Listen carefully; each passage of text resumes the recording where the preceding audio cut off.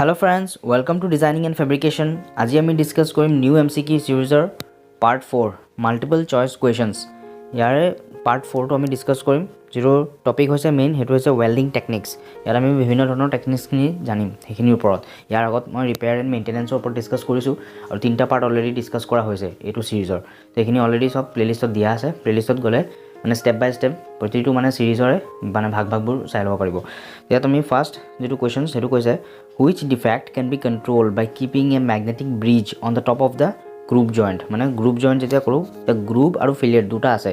Fillet মানে হৈছে এইটো পজিশ্যনক ফিলেট বুলি কয় আৰু গ্ৰুপ মানে এনেকুৱা টাইপৰবিলাক যিবিলাক বাৰ্ড জইণ্ট বা তাৰপাছত এজ জইণ্ট সেইবিলাক আহিব তোমাৰ গ্ৰুপ ফিল্ড বা তেনেকুৱা মানে মেগনেটিক ইণ্টাৰাপশ্যনৰ যিটো ৰখাবৰ কাৰণে আমি মানে মেগনেটিক ব্ৰিজ ৰাখোঁ আৰু সেই মেগনেটিক ইণ্টাৰাপশ্যন যিটো সেইটো হৈছে আৰ্ক ব্ল'।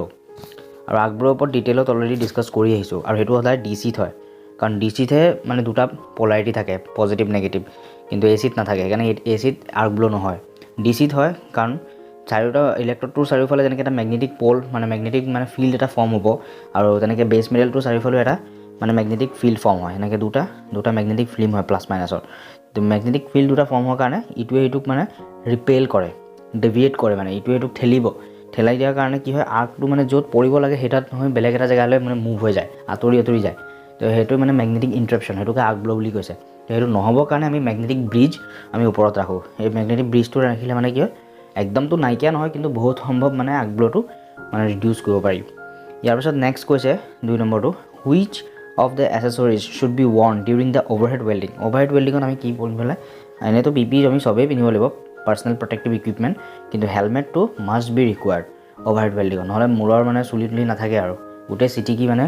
যিমান স্পাৰ্কছ থাকে সেইখিনি চব মুখলৈ আহে, কাৰণ আমি অভাৰহেড কৰি আছোঁ ওপৰলৈ চাই মেলি। সেইকাৰণে হেলমেটটো লাগিবই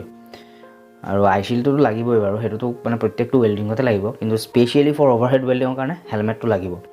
ইয়াৰ পিছত নেক্সট কৈছে which type of the transformer used in arc welding. কেনেকুৱা ধৰণৰ আমি ট্ৰান্সফৰ্মাৰ ইউজ কৰোঁ। সদায় ট্ৰান্সফৰ্মাৰ মানে কি, সেইটো এচিত ইউজ হয়। ডিচিত আমি ৰেক্টিফায়াৰ বা জেনেৰেটৰ ইউজ কৰোঁ আৰু ট্ৰান্সফৰ্মাৰটো সদায় এচিত ইউজ হয়। আৰু আমি ষ্টেপ ডাউন ট্ৰান্সফৰ্মাৰ ইউজ কৰোঁ। কেলৈ ষ্টেপ ডাউন ট্ৰান্সফৰ্মাৰ ইউজ কৰোঁ, আমাৰ ৱেল্ডিঙৰ কাৰণে সদায় ল' ভল্টেজ এণ্ড হাই কাৰেণ্ট লাগে। যিটো নৰ্মেল মেইন ছাপ্লাইত আহে সেইটো সদায় হাই ভল্টেজ আহে, কিন্তু আমাক ল' ভল্টেজ বাট হাই কাৰেণ্ট লাগে, সেইটো কাৰণে আমি ষ্টেপ ডাউন ট্ৰান্সফৰ্মাৰ ইউজ কৰোঁ।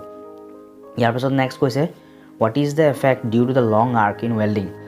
যদি আৰ্কটো লং হয়, মানে সেইটো হৈছে বেছ মেটেল, ইয়াত হৈছে ৱেল্ডিং কৰি আছোঁ আমি, ইফালৰ পৰা মানে আৰ্কটো যদি ইয়াত লং হয়, মানে সেইটো ইলেক্ট্ৰড এই যিটো ডিষ্টেঞ্চ সেইটো যদি লং হয়, লং হ'লে কি হ'ব, যিটো মানে তাৰ ফ'ৰ্চটো, ইয়াৰ মানে যিটো গৰম যিটো মানে ফ'ৰ্চ সেইটো মানে একেবাৰে তললৈকে গৈ নাপাব, মানে লেক অফ পেনেট্ৰেশ্যন হ'ব, মানে মেটেলটো মেল্ট হৈ একেবাৰে তললৈ গৈ নাপাব, কাৰণ আমি আৰ্কটো লং কৰি দিছোঁ। ওচৰ চপাই আনিব লাগিব, তেতিয়াহে মানে সেইটো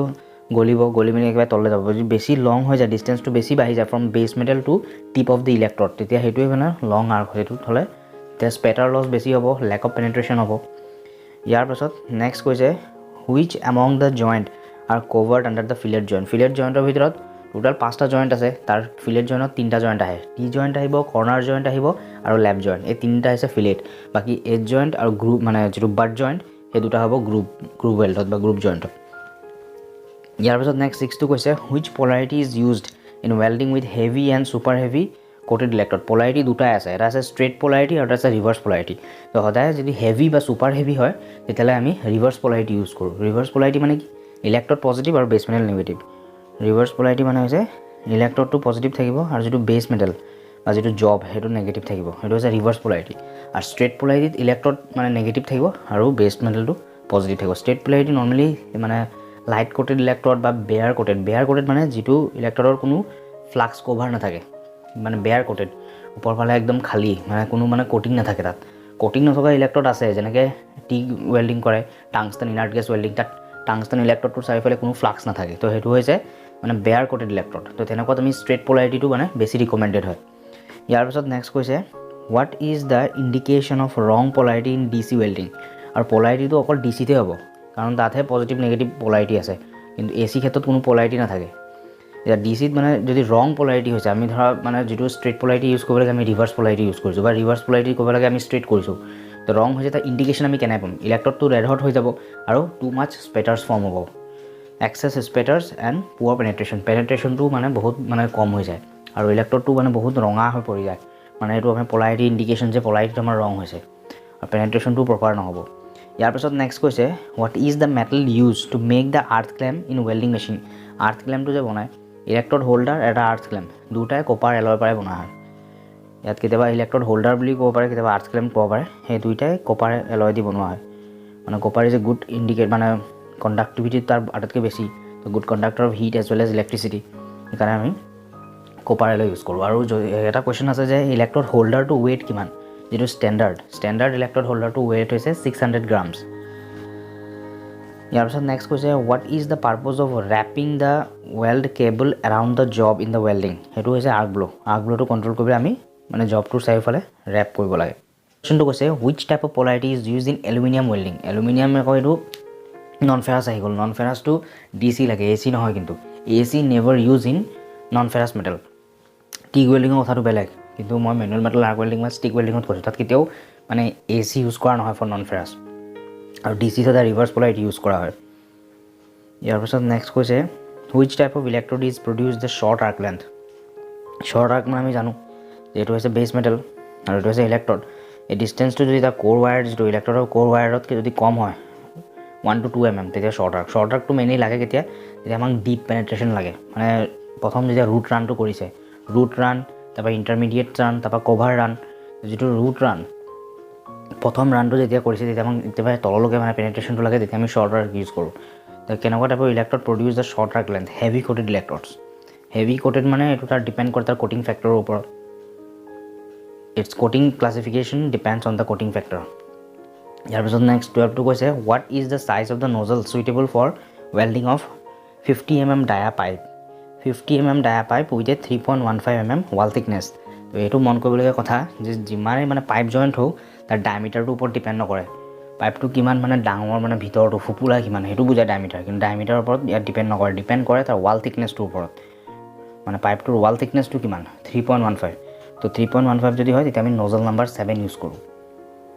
in case of gas welding এইটো কৈছে এইটো চাইজ অফ দ্য নজল মানে এইটো গেছ ৱেল্ডিঙত আমি 7 নম্বৰ নজল ইউজ কৰোঁ আৰু ৱাল থিকনেছটোৰ ওপৰত ডিপেণ্ড কৰে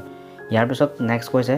what is the name of the joint if the two members welded in the same plane মানে যদি দুইটাই ছেইম প্লেনত আছে আমি জইন কৰিছোঁ যেনেকৈ ছেইম ছাৰ্ফেচত আছে লেভেলটো মানে ছেইম সেইটো হৈছে বাট জইণ্ট ইয়াৰ পাছত নেক্সট কৈছে which type of the arc length is produces deep penetration weld short আৰ্কত পেনেট্ৰেশ্যনটো ডিপ হয়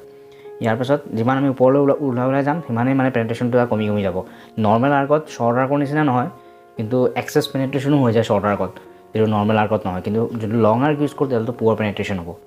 ইয়াৰ পাছত নেক্সট কৈছে which type of polarity use in welding of non ferrous মেটেলৰ কাৰণে সদায় ৰিভাৰ্ছ পলাৰিটি আমি ইউজ কৰোঁ মানে electrode positive and base metal negative non ferrous metal আগত আমি এলুমিনিয়ামটো কৈছোঁ সেইটো নন ফেৰাছ সেই একেটাই কথা নন ফেৰাছৰ কাৰণে আমি ৰিভাৰ্ছ পলাৰিটি ইউজ কৰোঁ যদি AC নহয় ইউজ সেইটো এটা ডিছএডভান্টেজ মানে ACৰ এজ কম্পেয়াৰ টু মানে DC জেনেৰেটৰৰ তাৰপাছত নেক্সট কৈছে what should be the angle of electrode in the flat position welding কৰোঁতে আমি কিমান মানে এংগলত ল'ম 70 to 80 ডিগ্ৰী প্ৰত্যেকটো মানে পজিশ্যনত বেলেগ হয় যদি আমি ভাৰ্টিকেল কৰোঁ তেতিয়াও বেলেগ হ'ব যদি আমি হৰাইজণ্টেল কৰোঁ তেতিয়াও বেলেগ হ'ব ভাৰ্টিকেলত এইটো 80 to 90 হৈ যায় ইয়াত নেক্সট কুৱেশ্যনটো সেইটোৱে কৈছে ভাৰ্টিকেলত আমি 80 to 90 ইয়াৰ পিছত নেক্সট কৈছে what is the conversion function of a rectifier কি মানে ফাংচনটো কি ৰেক্টিফায়াৰ কাম এইটোৱে যিটো ACৰ পৰা DCলৈ কনভাৰ্ট কৰে মানে মেইন ছাপ্লাইটো সদায় AC হয় তো ACৰ পৰা আমি DCলৈ কনভাৰ্ট কৰিবলৈ আমি ৰেক্টিফায়াৰ ইউজ কৰোঁ ইয়াৰ পাছত নেক্সট কৈছে which arc length produces correct fusion লাগে নৰ্মেল আৰ্ক বা মিডিয়াম আৰ্ক ইয়াৰ পিছত কৈছে which type of the gas is use in TIG ৱেল্ডিঙত হিলিয়াম বা আৰ্গন ইউজ কৰে মানে একচুৱেলি এইটো ইনাৰ্ট গেছ ইউজ কৰে টিকৰ ফুল ফৰ্মেই হৈছে টাংষ্টান ইনাৰ্ট গেছ ৱেল্ডিং আৰু ইনাৰ্ট গেছ হৈছে যিবিলাক মানে নিয়ন ক্ৰিপ্টন বা তেনেকুৱা ইনাৰ্ট গেছ আৰ্গন তাৰপাছত আহিব হিলিয়াম তো সেইবিলাক মানে চবেই ইনাৰ্ট গেছ কিন্তু বাকীবিলাক গেছ মানে ইমান এভেইলেবল নহয় টু মাছ এক্সপেঞ্চিভ আৰু এভেইলেবল নহয় এভেইলেবলৰ ভিতৰত এই হিলিয়াম আৰু আৰ্গনে আছে ইনাৰ্ট গেছ কি মানে যিবিলাক গেছৰ একেবাৰে লাষ্টৰ যিটো বেণ্ড আছে সেই বেলেঞ্চ বেণ্ডত মানে 8টা ইলেক্ট্ৰন আছে বা 8টা মানে এটম আছে যাৰ ফলত ই মানে বেলেগৰ লগত ৰিয়েক্ট নকৰে সদায় মানে 8টা হ'ব লাগিব তেতিয়া ক্লৰিনৰ 7টা আছে ছডিয়ামৰ আছে এটা লাষ্টত গৈ মেলি তো সেইটো কাৰণে কি হয় ইটোৱে সিটোৰ লগত টনাটনি কৰে মানে ছডিয়ামে এটা ৰাখিব নিবিচাৰে সি কাৰণে দি দিয়ে আৰু ক্লৰিনৰ 7টা তাক 8টা হ'ব লাগে সেইকাৰণে সি ছডিয়ামৰ এটা লৈ লয় তেতিয়া NaCl হৈ যায় NaCl মানে কি ছডিয়াম ক্লৰাইড নিমখ ইয়া তেনেকৈ কিন্তু ইনাৰ্ট গেছ কি হয় তাৰ পুৰাপুৰি চাৰিওটা মানে চাৰিওফালে যিমানটা মানে 8টা এটমেই থাকে বেলেঞ্চ বেণ্ডত আৰু সেইটো কাৰণে সি কোনো মানে ক্ষেত্ৰতে লাগিলে হট কণ্ডিশ্যন হওক বা লাগিলে কোল্ড কণ্ডিশ্যন হওক বেলেগ একোৰ লগতে মানে ৰিয়েকশ্যন নকৰে সেইটো কাৰণে এইটোক ইনাৰ্ট বুলি কোৱা হয় তাৰ ভিতৰত এইটো নিয়নো থাকিব হিলিয়ামো থাকিব আৰ্গনো থাকিব কিন্তু বাকীবিলাকতো মানে এক্সপেঞ্চিভ হয় আৰু ইজিলি এভেইলেবলো নহয় কিন্তু হিলিয়াম আৰু আৰ্গন মানে সেইবিলাকৰ কম্পেৰিজনত মানে অকণমান এভেইলেবিলিটি আছে সেইটো কাৰণে এইকেইটা মানে ইউজ কৰা হয় কিন্তু এইকেইটাও এক্সপেঞ্চিভে হয় ইয়াৰ পিছত নেক্সট কৈছে which arc length produces the popping sound সদায় শ্বৰ্ট আৰ্কে দিয়ে ইয়াৰ পিছত নেক্সট কৈছে what is the term for depth of fusion from the surface of the weld metal plate মানে একেবাৰে যিটো ছাৰ্ফেচ ৱেল্ডিংটো যদি কৰি আছে এই ৱেল্ডিংটো কৰি থাকিলে এনেকৈ যিটো ছাৰ্ফেচৰ পৰা যে তললৈ বৈ আহিছে এইটো তাৰ মানে কি বুলি কোৱা হয় এইটো কোৱা হয় পেনেট্ৰেশ্যন মানে এইটো হৈছে মেটেলটো এই তললৈ যে মানে যিটো ফিউজন জোনটো ছাৰ্ফেচৰ পৰা যিটো মেটেল তললৈ বৈ আহিছে এইটো পেনেট্ৰেশ্যন বুলি কয় চ' ফ্ৰেণ্ডছ আজিলৈ ইমানেই